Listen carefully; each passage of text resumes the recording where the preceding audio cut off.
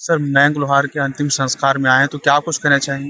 नाही, मयंक लोहारचा जो दुर्दैवी मृत्यू झालेला आहे हा पूर्ण देशाला अतिशय वेदनादायी गोष्ट झालेली आहे. या गोष्टीचा मी उद्धव बाळासाहेब ठाकरेतर्फे विभाग प्रमुख अजय पिंपळे आणि जुदनी रोडचा विभाग प्रमुख या नात्याने मी त्याचा निषेध करतो आणि त्याला जे आत्म्यामध्ये आता त्याचा पंचमात विलीन झालेला आहे त्याचा आत्मा हा व्यवस्थित वैकुंठात जावं अशी मी जुदनी मातेला प्रार्थना करतो. अच्छा, क्या लगता है कि सरकार इस मामले में कठोर कार्रवाई करेगी, क्योंकि इससे पहले भी कई दफा इस तरह के हादसे हो चुके अभी सरकार से निवेदन आहे म्हणजे सरकारला विनंती आहे की या गोष्टीमध्ये गांभीर्याने लक्ष द्यावे. कारण की ज्या पद्धतीने विमानामध्ये ज्या पद्धतीने चेकिंग होते त्या पद्धतीने लोकांना इथे पण सुरक्षा मिळावी असं आम्ही निवेदन देणार आहोत.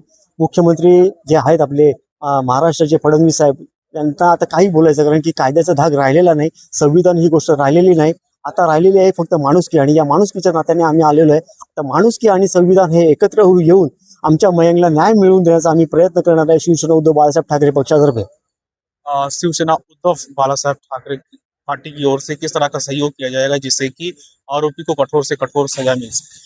आता हा जो मतदारसंघ आहे ज्यांचं मयंकचं जिकडे देहवास झालेला आहे ज्याचा मर्डर झालेला म्हणतात ते मर्डर झालेला आहे तर याच्यामध्ये तो मतदारसंघ आहे केंद्रीय मंत्री पियुष गोयल साहेबांचा आहे आणि योगायोग असा म्हणता येईल का ते आपल्या मतदारसंघाचे केंद्रीय मंत्री आहेत आणि हा केंद्रीय मंत्री असताना त्याच घटनेमध्ये त्यांच्याच चुनाव क्षेत्रामध्ये ही जी घटना झालेली आहे ही खूप दुर्दैवी घटना आहे.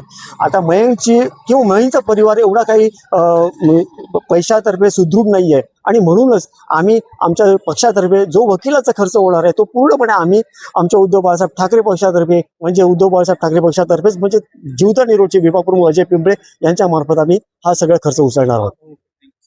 यहाँ पर कुछ लोग और भी हैं, उनसे हम बात करेंगे. कुछ कहना चाहेंगे सर इस मौके पर कि इस तरह का हादसा को लेकर के आप क्या कुछ सोचते हैं? अभी तक तो उसके बारे में अपने को कुछ मालूमात नहीं, फिर भी लड़का अच्छा था बहुत और मेरा जवाई ही लग रहा है, फिर भी अच्छा. आपका रिलेशन वाला था? हाँ, मेरा रिलेटिव था. सर कुछ कहना चाहेंगे? तो आपने सुन लिया कि यहाँ पर जिस प्रकार से यह हादसा हुआ उस हादसे को लेकर के लोग चिंतित हैं, लोग परेशान हैं और लोगों के भीतर एक प्रकार से डर पैदा हो गई कि आज मयंक लोहार के साथ में इतना बड़ा हादसा हो गया, कल को इसी लोकल ट्रेन में हम भी सफ़र करते हैं, आपका भी कोई रिलेशन वाला है इसी लोकल ट्रेन में सफ़र करता है, उसके साथ में भी इतना बड़ा ये हादसा हो सकता है. तो सरकार को, प्रशासन में बैठे लोगों को कठोर कार्रवाई करनी चाहिए जिससे कि एक मैसेज जाए समाज के भीतर, देश के भीतर कि इस प्रकार का हादसा आने वाले समय में ना हो.